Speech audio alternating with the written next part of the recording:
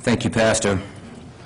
It's a great honor but an overwhelming task to be asked to eulogize your mom.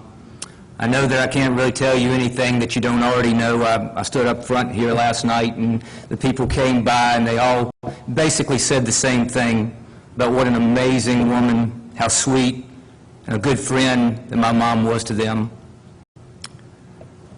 Even as I saw her in the casket yesterday, something just really struck me, and that was what a beautiful woman she was, not only inside but outside. If you saw the video that was running last night, you were probably shocked at some of the pictures at how stunningly beautiful she was.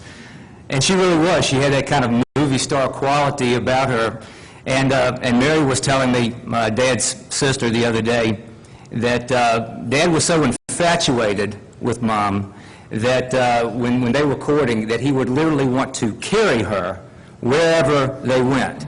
Now, Dad denies that story and says that Mary's just making that up to make him look bad. But knowing how she looked and how infatuated he has always been with her, I tend to believe that story.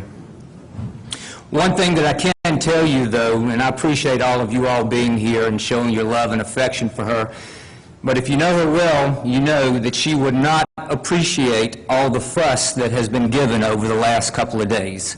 That was not her. Having a large family of brothers and sisters, and then kids and grandkids and great-grandkids, there was always someone to have the spotlight, and she was more than happy to give the spotlight to someone else. But here we are, too soon gathered to honor my mom. And quite honestly, there aren't enough hours in the day, and you don't want to hear me stand up here forever and just espouse all the attributes of my mom. But she was born into a household of 9 kids who had learned from their mom how to be a family. 6 sisters, 3 brothers who stayed in town, raised kids, creating a loving network of aunts and uncles and cousins that grew up together, played together, and loved each other. Mom's passion for kids may have started with her baby sister, Becky Jo.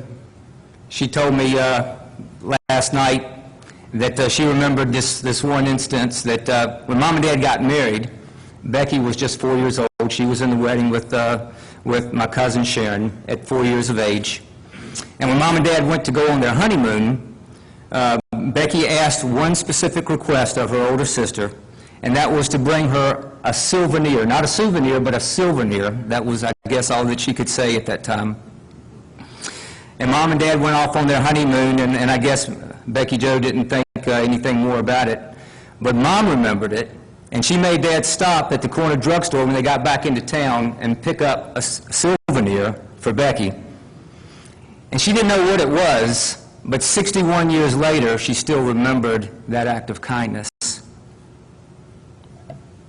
Mom took that foundation of family and turned it into an ongoing passion for kids. For 25 years, as it's already been mentioned, she trained generations of 4- and 5-year-olds how to count, know their colors, and recite Bible verses. Kids remained her love to the end as she witnessed her own children having kids of their own, and then them having kids. And Dad always commented that even when Mom was having a bad day near the end, whenever the grandkids or the great-grandkids would come into the room, she would just light up. They were the world to her, and they were very special. And that feeling was very mutual, and for good reason. And if you were to talk to the grandkids today, you would hear all about the special things that Grandma did. She made world-famous peanut butter crackers. Who would know that there's a science to taking saltine crackers and putting peanut butter on them? But I'm going to tell you, many people have tried and failed at replicating her peanut butter crackers. The freezer was always stocked with ice cream sandwiches, and she insisted that you partake. It didn't matter if you had just finished dinner, and no matter how much you objected and said that you didn't want an ice cream sandwich, she was not happy until you walked away with an ice cream sandwich. The preferential treatment at preschool that she gave her grandkids was legendary. They still talk about the fact that rumor had it that Mom didn't make them take naps when everyone else had to. And there's always the awesome grandma things, like always having a tissue up her sleeve for an unexpected runny nose. Or when the kids would ask for a stick of gum, she would rummage around her tiny pocketbook until she found a pack of Trident. And instead of offering the whole stick, and you know a Trident is just a little bitty stick of gum, she would cut it in half and give each one the half. Apparently she was very frugal with her gum. I don't know why. And when the grandkids were old enough to go to college, she insisted on paying for the school books. And if you've ever had to purchase college textbooks, you know that that was no small sacrifice. And then there's the singing birthday candle. The singing birthday candle, I don't know its exact origin, but it's a little plastic birthday candle, and it has a little chip in it that plays the happy birthday tune. And for as long as any of us can remember on our birthday, and it doesn't matter how old we get or how young we are, we wait in anticipation that day for the phone to ring. And she doesn't say anything, but you pick up, and there is the happy birthday playing on the candle. Over the years, it has weathered, and now it really doesn't sound like happy birthday at all. But no matter, we still wait for the birthday song to play on the candle. Mom has a true servant's heart for as long as I can remember. One of the mainstays and one of our favorite memories is Sunday dinner. Think about, if you will, all that it takes to pull off a dinner party for a number of guests and all the work that is entailed in getting the house ready and cooking and preparation. For as long as I can remember, Mom put together a Sunday dinner for all of the immediate family. And it was wonderful. It wasn't just a ham sandwich. We're talking about pot roast and broccoli and biscuits and gravy and mashed potatoes, macaroni and cheese, the whole fixings. And she did this every single Sunday. And it gave us an opportunity as a family to congregate and to get to know each other even better, to love on each other. And Dad always had the unfortunate duty of taking the grandkids off and occupying them and playing with them, riding them around the yard on the tractor and that kind of thing. But we loved those special times, and Mom made that possible. If you woke up today and turned on the news, you know that the world that we live in is a crazy place. It's very chaotic. The beauty of Mom's house was that it was stable. You knew where you stood and what you were getting. And you could always count on certain things. Weekday mornings, bowl of cereal, every morning. Saturday mornings, grits and eggs. Spaghetti on Thursday evenings, hamburgers on Friday, and of course, Sunday dinner. And no holiday will ever be the same without her famous mac and cheese, fresh sliced tomatoes and cucumber, and peanut butter pie. Mom may have had a quiet nature, but she had a pioneer spirit, fiercely independent and proud in her private way. She was petite, but she wasn't intimidated. She would swim with the dolphins, go parasailing. She wasn't afraid to take line dance lessons. But in the end, she had to let go of all of her independence and her dignity. It was all stripped from her. But amazingly, she adapted, letting it go, never complaining, never questioning. But she was a tenacious fighter to the end.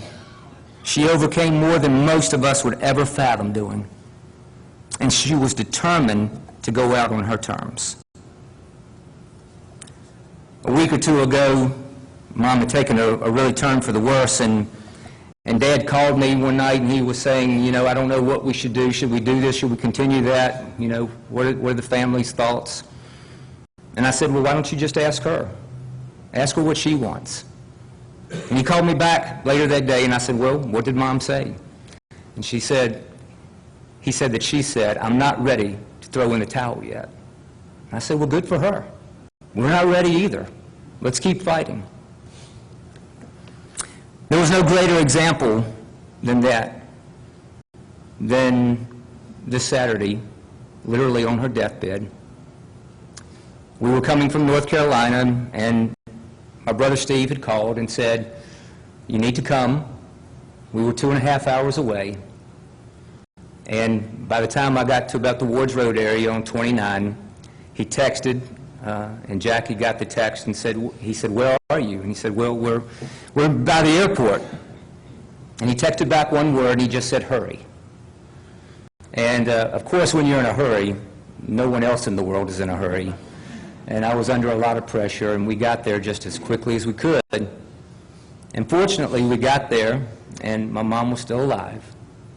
And I didn't know until after the fact. But my family told the story about earlier, just minutes earlier, my mom stopped breathing. And it was before we had gotten there. And they thought that she had passed away. They said their final goodbyes. They cried. They hugged each other. They lamented the fact that I wasn't there to be there with them. They say that a good 2 minutes went by without breathing. And all of a sudden she gasped and she took another breath. And she continued to breathe. And she stayed that way until we got there. His penchant for writing, and he has journaled Mom's illness from the beginning. And so I thought it fitting to leave you now with my dad's final journal entry. 7/19/14. Loreen's condition worsened during the day, and it became clear that she was not going to recover from the pneumonia. We contacted the hospice nurse, who came immediately and did everything possible to help Loreen and to help the family. Loreen went home to be with the Lord at 4:53 p.m. She is precious to her family, and they surrounded her with a room full of love before she drew her last breath. She has been a prisoner to her own body for the past 15 months, and now she has been set free. We now have the memories of how she touched our lives to abide with us always, and we claim the promise of God that we will be reunited with her in heaven some sweet day. He went on, Loreen taught us how to live, to love, and to serve others selflessly. In her illness, she taught us how to endure suffering with a sweet, compliant, and uncomplaining spirit. In her death, she taught us how to die with calm assurance and dignity. The void she has left in our lives cannot be filled this side of heaven, but we do not say goodbye to you, for we are only separated for a season. For now, we will visit with you in our hearts and in our memories, and when the family comes together, we will reminisce about the times that you touched our lives. We love you, Mom.